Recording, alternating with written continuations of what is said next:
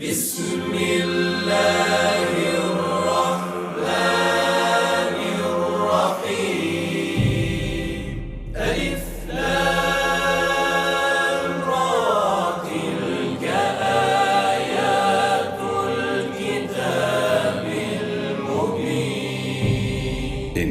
أنزلناه قرآنا عربيا لعلكم تعقلون نحن نقص عليك أحسن القصص بما أوحينا إليك هذا القرآن وإن كنت من قبله لمن الغافلين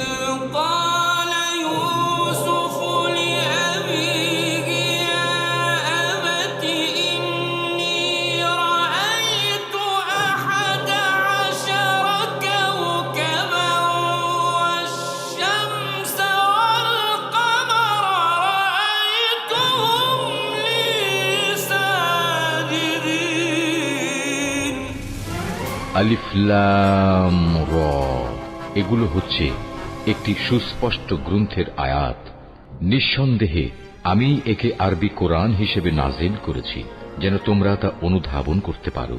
হে নবী, আমি তোমাকে এ কোরআনের মাধ্যমে একটি সুন্দর কাহিনী শোনাতে যাচ্ছি যা আমি তোমার কাছে ওহী হিসেবে পাঠিয়েছি, অথচ তার আগ পর্যন্ত তুমি এ কাহিনী সম্পর্কে ছিলে সম্পূর্ণ বেখবর লোকদেরই একজন।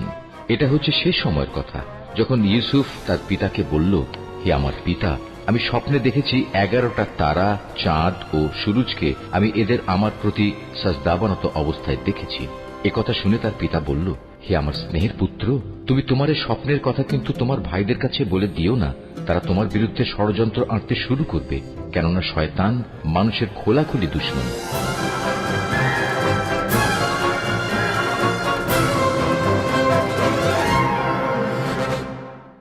গতকাল নীল নদের কিছু জমি আমুন মন্দিরের নামে বাজেয়াপ্ত করা হয়েছে এবং আজ কিছু যুবতীকে গরিবদের মহল্লা থেকে জোরপূর্বক ধরে আমুন মন্দিরে নিয়ে যাওয়া হয়েছে আলী জনাব। তাদের সহধর্মিণী হিসেবে নিয়ে যাওয়া হয়েছে, এটা নতুন কোনো ঘটনা নয়। যুবতী কন্যাগণ সবসময় নিজেদের ইচ্ছা অনুযায়ী সহধর্মিণী হয়েছে, বাধ্যতামূলক নয়। সত্য হলো ওদেরকে খাদেমদের কামনা বাসনা চরিতার্থ করতে নেওয়া হয়েছে, আমুনের জন্য নয়। ভেবে দেখো ওই প্রাণহীন পাথরের সহধর্মিণীর কি প্রয়োজন। আলী জনাব মহান পুরোহিত অজ্ঞামোহর, সাবধান হন। আপনার নিযুক্ত কিছু সিপাহী এবং খাদেম মিশরের বিশৃঙ্খলার কারণ হয়ে দাঁড়িয়েছে। আমিন হতে আমাদের প্রধান সিপাহসালারকে আমুন মন্দিরে হামলার আদেশ দিয়েছেন।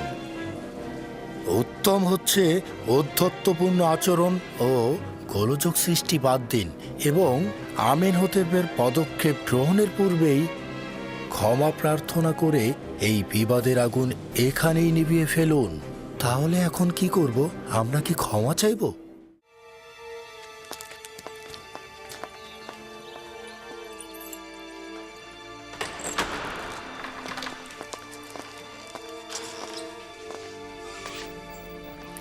আপনি এখন কেমন আছেন?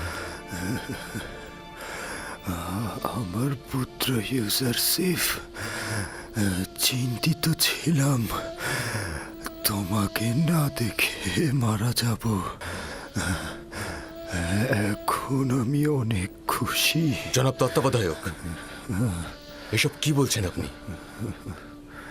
আপনি সুস্থ হয়ে যাবেন, খুব দ্রুতই ভালো হয়ে যাবেন। একটু চুপ করুন, যতক্ষণ সময় আছে আমার কথাগুলো বলি। আমার পুত্র ইউসারসিফ, তুমি রাজমহলের সকল বিষয় অবগত এবং সকলের চাইতে উত্তমভাবে এটি পরিচালনা করতে পারবে। তুমি এই রাজমহলে বসবাসের মধ্যে কল্যাণ ও নেক নিয়ে এসেছ। আমার অনুপস্থিতিতেও তুমি সকলকে ভালোবাসবে, সকলে তোমাকেও ভালোবাসবে। তুমি এই জায়গাটি সঠিকভাবে পরিচালনা করবে। নিশ্চয়ই আপনি খুব দ্রুত সুস্থ হয়ে উঠবেন, আর অবশ্যই আপনার উপস্থিতিতে নিয়ামত সফল কাম হবে। কি ব্যাপার, তোমার কি হলো হানিফার? আমাদের রাজমহলের তত্ত্বাবধায়কের অবস্থা এখন কেমন? জনাব পুতিফার, অভিনন্দন এই কারণে যে শেষ মুহূর্তে আপনার সঙ্গে দেখা হচ্ছে। রাজমহলের অধিবাসীগণ ইউজারশিপকে পছন্দ করে আর নিঃসন্দেহে তার ফরমানের প্রতি অনুগত পোষণ করবে। আমি আশা করব যে ইউজারশিপের বয়স কম হলেও তোমার জায়গায় আমি তাকেই নির্বাচিত করব। রাজমহলের কার্যাবলী নিয়ে আমি চিন্তিত নই, আমি চিন্তিত তোমাকে নিয়ে। আশা করি তাড়াতাড়ি সুস্থ হয়ে যাবে। আমি আপনার রাজমহলের সকল অধিবাসী এবং পুত্র ইউসুফের উপস্থিতি স্বীকার করে নিচ্ছি যে মিশরের খোদার আইনের বিপরীতে ভিন্ন এক খোদার প্রতি ঈমান এনেছি এবং পরকালের জিন্দেগিতে শান্তি দান করেন। আমি যার কাছ থেকে হেদায়েত প্রাপ্ত হয়েছি, চাইছি সে যেন আমার জন্য দোয়া ও প্রার্থনা করেন। সে যেন আমাকে ক্ষমা করে দেন।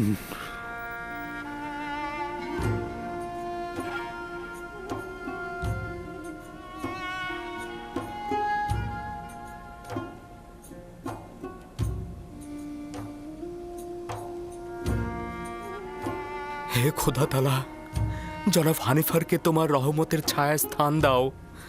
আমি আরো একবার সহানুভূতিশীল একজন পিতাকে হারালাম। হানিফার একজন মহান ও দয়ালু ব্যক্তি ছিলেন। আমি আশা করছি পরকালেও তিনি শান্তিতে থাকবেন। আমাদের হানিফারের অন্ত্যেষ্টিক্রিয়া অত্যন্ত জাঁকজমকপূর্ণভাবে হতে হবে। তার জন্য বিশেষ কফিনের ব্যবস্থা করো। তাকে পশ্চিমে নিয়ে যাবে, অবশ্যই মমি করে রাখবে আর তার সঙ্গে প্রয়োজনীয় সব কিছু দিয়ে দেবে।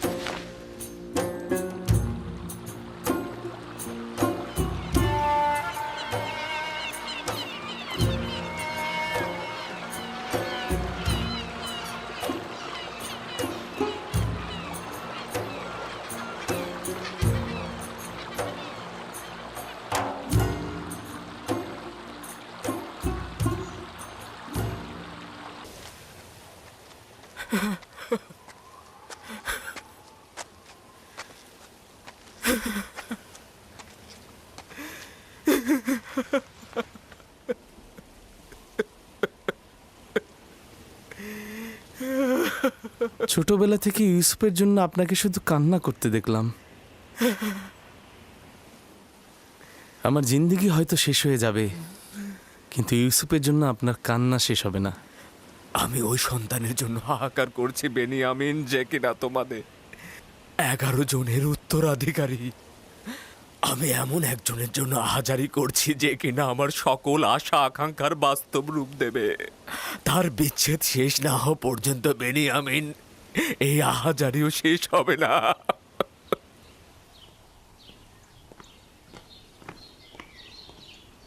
ইউজারশিপকে রাজমহলের তত্ত্বাবধায়ক হিসেবে নিয়োগ দেওয়ার কারণটা কি জানতে পারি আমি?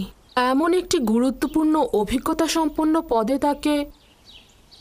হানিফারের বিমারের সময় থেকে রাজমহলের সকল কার্যাবলী ইউজারশিপের হাত দিয়ে সম্পাদিত হয়েছে। সে একজন দক্ষ তত্ত্বাবধায়ক ও পরামর্শক, ভালো হাকিমও বটে। তার থেকে অধিক জ্ঞানী তো কাউকে দেখছি না। পরামর্শক? তার মানে জরুরি প্রয়োজনে ইউজারশিপের সাথে সলা পরামর্শ করা যাবে তাহলে।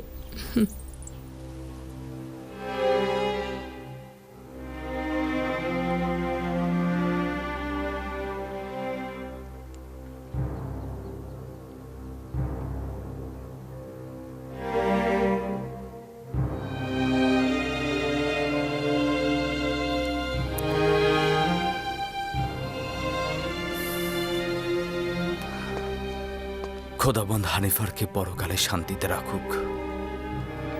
ইউজারশিপ কোন খোদাকে উদ্দেশ্য করে কথা বলছে? আপনার কি আমার সাথে কোনো কাজ রয়েছে? বানু জুলেখা আপনাকে তলব করেছেন। আপনি যান, আমি আসছি।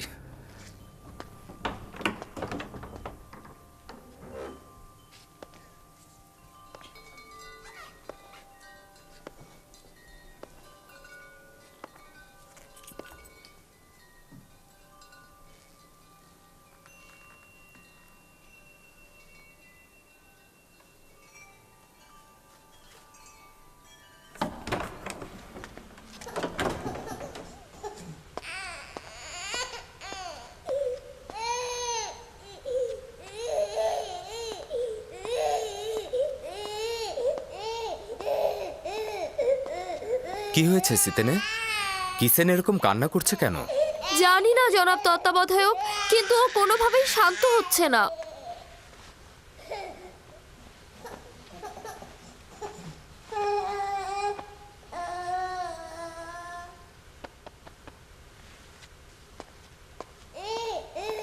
কি করে ওর কান্না থামলো? কি করে বলবো? কিসেনই সেটা ভালো জানে। ও কেন কান্না থামালো আমি তা জানি না। তুমি কিসেনকে জিজ্ঞাসা করো। ও কি করে বলবে? ও তো বাচ্চা। যাই হোক, শুক্রিয়া আপনাকে। খোদা আপনার হেফাজত করুক। আপনার কি জানা আছে যে সে কোন খোদাকে কবুল করেছে? ইউজারশিপ বলে যে খোদাগণ নিজেদের পোশাকের ফিতে শক্ত করে বাঁধতে পারে না, সে কিভাবে ইউজারশিপের বয়সের একজনকে হেফাজত করবে? তুমি কাফের হয়ে গেছো মেনিসাবু, এসব কি বলছো? না না না, এটা আমার কথা না। আমি বলিনি এটা, ইউজারশিপ বলেছে এটা। ইউজারশিপ বলেছে। আসলেই কি আমাদের খোদা আমাদেরকে হেফাজত করতে পারে?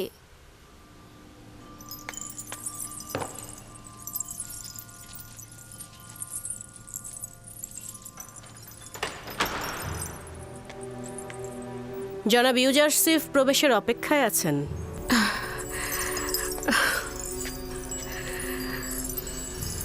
তাকে প্রবেশ করতে বলো এবং তুমি বাইরে অপেক্ষা করো।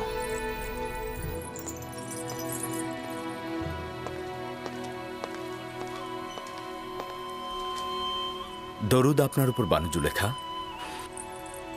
আমি জনাব পুতিফারের প্রতি ঈর্ষান্বিত হচ্ছি, কেননা তিনি যখন ইচ্ছা তখনই তোমার মতো হাকিমের সাথে সলা পরামর্শ করে লাভবান হতে পারেন, কিন্তু আমার হস্ত এত দীর্ঘ নয়। এমন তো কখনো হয়নি বানু, আপনি তলব করেছেন আর আমি তা অগ্রাহ্য করেছি। পূর্বে তুমি আমার হাল হাকিকাত বেশি জিজ্ঞেস করতে, কিন্তু আজকাল তুমি আকাশের তারকারাজির থেকেও বেশি দুষ্প্রাপ্য।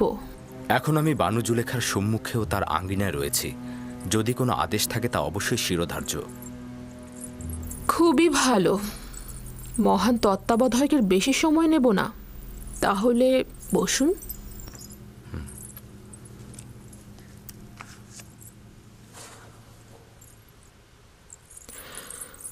বলছিলাম, তেবেসের একজন সম্ভ্রান্ত নারী তার স্বামীর বিশ্বাসের খেয়ানত করেছে। কিছুক্ষণ পূর্বেই বিষয়টি জেনেছি। অত্যন্ত অসন্তুষ্ট হয়েছি। আপনার দৃষ্টিতে নারীর সাথে কি করা উচিত? তার মানে আমি জানতে চাচ্ছি, জনাব ইউজারশিপ এ নারীর ব্যাপারে কি হুকুম করবেন? বানু, এ বিষয়ে সিদ্ধান্ত দেবার পূর্বে আমার আরও বিস্তারিত জানা দরকার। তার বিশ্বাসের খেয়ানত জনসম্মুখে প্রকাশ পেয়েছে কিনা, আর যদি প্রকাশ পেয়ে থাকে তবে তিনি এতে লজ্জিত কিনা, নাকি উনি এটাকে একটা ভুল হিসাবে বিবেচনা করছেন। এই বিশ্বাসের খেয়ানতের পেছনে কোনো স্বর্ণের মোহ ছিল কিনা, নারীটি কারো কানিজ ছিল নাকি স্বাধীন ছিল, তার সন্তান ছিল নাকি তিনি বন্ধা ছিলেন, তার স্বামী তাকে ভালোবাসত নাকি বাসত না, তার স্বামী নিয়মিত ভরণ পোষণ দিতেন নাকি দিতেন না, নারীটি অন্য কোনো কারণে অসুখী ছিলেন কিনা, তাছাড়া তার ধর্মবিশ্বাসটি আমাকে অবশ্যই জানতে হবে। এরকম অনেক সওয়াল তো বাকি রয়ে গেছে। এত সওয়াল শুধুমাত্র একটা হুকুমের জন্য?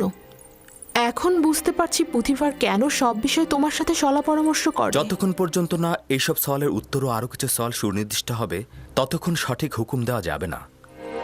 এত সব সওয়ালের একটার উত্তরও জানা নেই আমার। শুধু জানি আসে কি হয়েছে সে। এটা বিশ্বাসযোগ্য নয় আমার বানু। এশকের পবিত্রতা বিশ্বাসের খেয়ানত কখনই করে না। দিলের কাজ কারবার দলিল ও যুক্তিতর্ক জানে না। আশেক তার পাক পবিত্র দিলে কখনোই নাপাককে স্থান দেয় না। সাময়িক কামনা বাসনাকে ইশক বলা যাবে না। আচ্ছা, দেখা যাক। এবার একটা ব্যক্তিগত প্রশ্ন করি।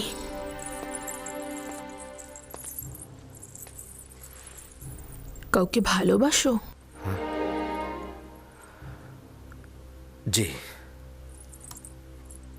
কে সে? যিনি আমাকে তার ভালোবাসা দিয়ে প্রকৃত মাবুদের দিকে আমাকে ধাবিত করেছেন।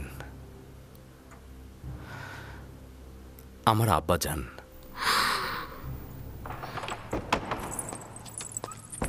কে বলেছে তোমাকে এখানে প্রবেশ করতে? এটা তো গোয়াল ঘর নয়, তাই না?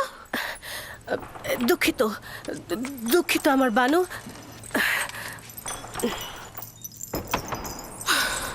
বয়স হয়েছে কিন্তু এখন আক্কেল জ্ঞান হয়নি।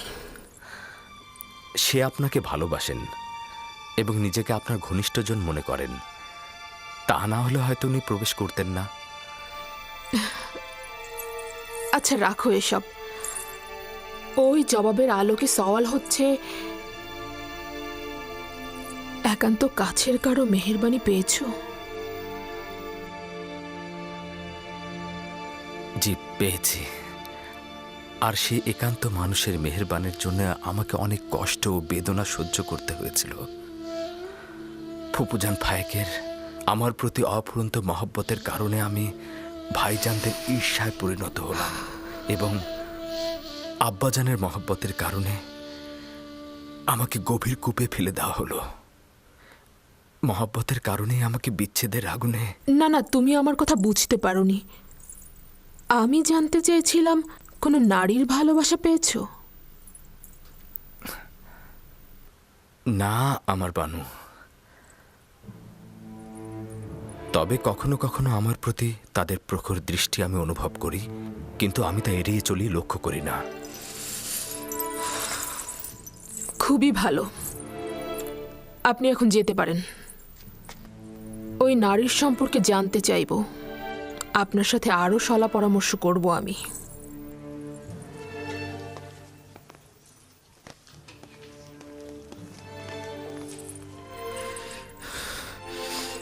তাদের প্রখর দৃষ্টি অনুভব করি, কিন্তু তাদের প্রতি লক্ষ্য করি না আমি। কি ঘটেছে আমার বানু? ভুলে গিয়েছে যে সে একজন গোলাম। ইশারা ইঙ্গিতে আমাকে বোঝাতে চাচ্ছে যে তার প্রতি আমার আগ্রহের কোনো লাভ নেই। আমার বানু, অভিজাত নারী হয়ে একজন গোলামের প্রতি যে দয়া আপনি পোষণ করেছেন, তার ফলাফল আমিও তাকে দেখে নেব। এখন থেকে তার মূল্য একটা তামার মুদ্রার চেয়ে বেশি কিছু হবে না। কেন তাকে রাজমহল থেকে বের করে দিচ্ছেন না? আর কেনই বা তাকে বিতাড়িত করছেন না? কেন কারিমামা, তুমি জানো না পুতিফার ইউজারসিফকে কতটা ভালোবাসে? এই পরিস্থিতিতে আপনার সিদ্ধান্ত সঠিক। তাকে এড়িয়ে চলুন। যত দ্রুত সম্ভব একটা আড়ম্বরপূর্ণ জাসনের আয়োজন করো। চাইছি নিজেকে বিলাসিতা আর সুপেয় পানিতে মক্ত করব। ইউজারসিফ নাবালকি খেয়ালে রয়েছে। এমনভাবে নিজের চিন্তা ও রুহকে মশগুল করব যে তার জন্য মনে কোনো জায়গা থাকবে না।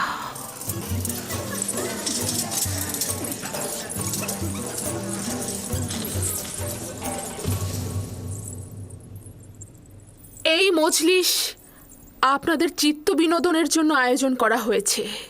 আশা করছি আনন্দে কাটবে। সবাই উপভোগ করুন। এই পুতিফার আমুন খোদাকে অস্বীকার করে কাফের হয়েছে। আমুন খোদাকে সে সবসময় অবজ্ঞা করে। আমুনের সোয়ার বাহিনীকে সে অপদস্থ করেছে। আর জুলেখারও নাকি একজন গোলামের সঙ্গে সম্পর্ক হয়েছে, সবাই কানাকানি করছে। আর সেই সুদর্শন গোলামকে নাকি সে তার গৃহে আটকে রেখেছে। বাপরে বাপ, 10 বছর ধরে পুতিফারের প্রতি ঈর্ষা তোমার অন্তরে পুষে রেখেছো। সে না হয় তোমার স্বামীকে একবার শাস্তি দিয়েই ছিল, তাই বলে জুলেখারও বদনাম করতে হবে? তোমাদের হাসিতে এটা স্পষ্ট যে তোমরা আমার কথা বিশ্বাস করোনি। হ্যাঁ, আমরা ওরকম কানাঘুষা শুনেছি, কিন্তু এটা আবার হয় নাকি? তাই নাকি? বিশ্বাস হচ্ছে না তো? এসো তাহলে।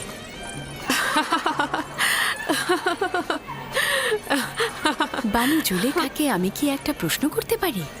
প্রশ্ন যদি এবাদতখানা এবং পুতিফারের বিষয় হয়ে থাকে, তাহলে কিন্তু আবারও প্রশ্ন রয়েছে। না, আপনার কেনানি গোলাম সম্পর্কে আমার প্রশ্ন। ওই গোলাম সম্পর্কে কি জানতে চাও? তেমন কিছুই না, শুধুমাত্র জানতে চাই সে এখন কোথায়, এখন কি করছে সে। যতদূর দৃষ্টি যাচ্ছে তাকে তো দেখতে পাচ্ছি না। তুমি এখানে গুপ্তচর বৃত্তি ও গোয়েন্দাগিরি ফলাতে এসেছো নাকি? এমন তো নয় যে অজ্ঞামোহর অথবা আমুনের খাদেমরা তোমাকে এখানে পাঠিয়েছে। সবাই আমার দিকে উঠে এসো, এই যে তোমাদের জন্য খাবার এনেছি, নাও নাও নাও।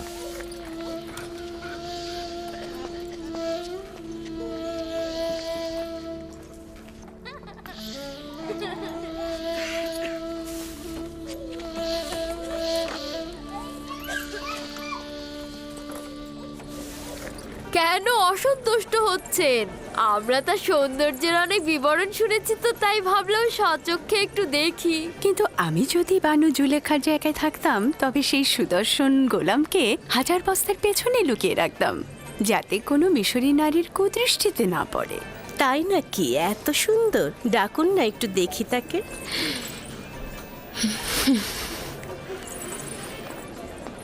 দেখলে তো, বলেছিলাম না, যদি খবরটি সত্য না হতো তাহলে তো সে অসন্তুষ্ট হতো না। তার মানে একজন এব্রানি গোলামের সাথে তার সম্পর্ক? তোমরা আসলে অভিজাত সম্ভ্রান্ত ঘরের নও। তোমাদের সঙ্গে তামুদ আর কেনানের ভেড়া রাখালদের অনেক মিল রয়েছে। তোমরা আসলে পশ্চিমের প্রেতাত্মা।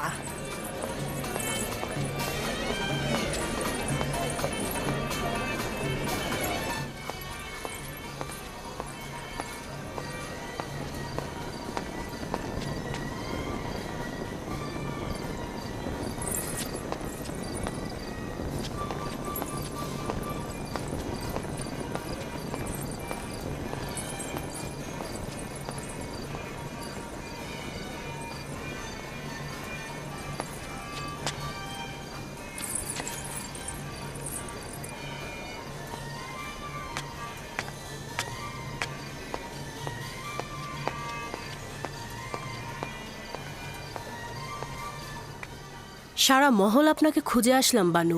এখানে বসে কি করছেন আপনি? একাকী থাকতে চাইছি। তাহলে আপনার মেহমানগণ?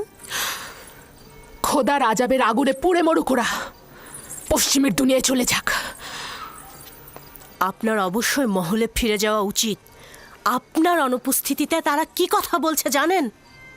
তারা অন্যদের জেহেনকে বিষাক্তময় করে তুলছে।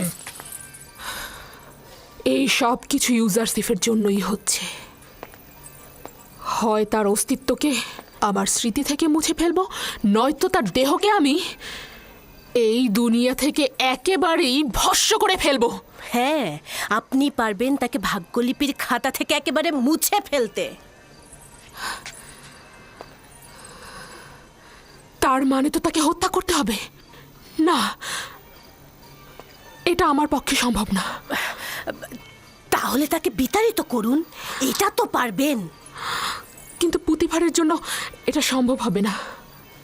হানিফারের মৃত্যুর পর সে এক মুহূর্তের জন্য ইউজারসিফকে হাতছাড়া করতে চায় না।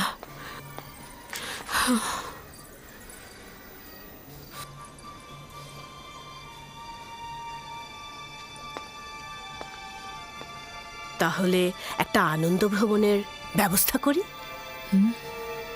কিছুদিন দূরে থাকলে সব স্মৃতি মুছে যাবে, নিশ্চিত থাকুন। তাহলে সফরের সূচনা মেনফিসে নীল নদের ত্রিমোহনায় হোক। যেহেতু ইউজারশিপকে এখান থেকে দূর করতে পারছি না, সেহেতু আমরাই দূরে চলে যাই।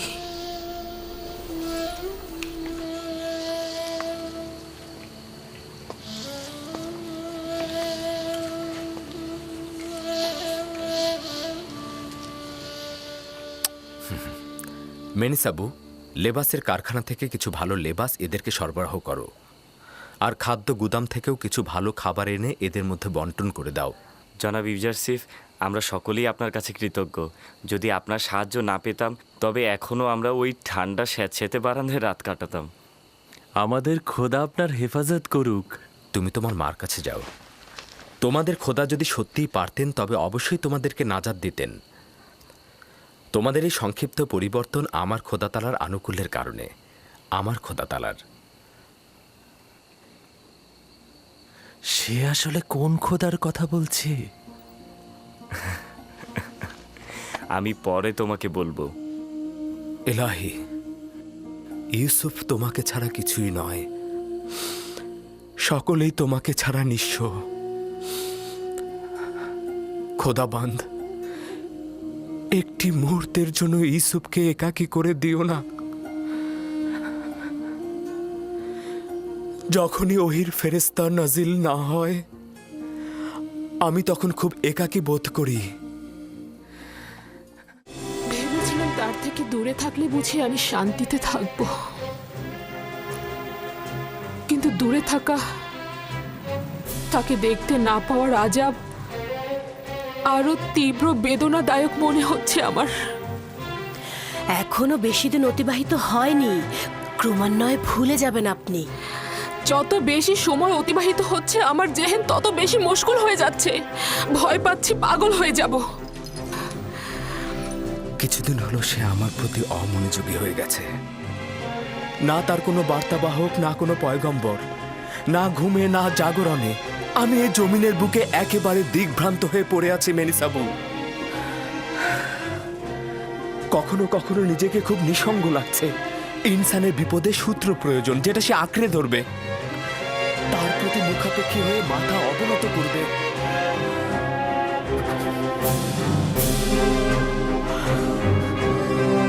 যদি আজ আমার আব্বাজান থাকতেন তো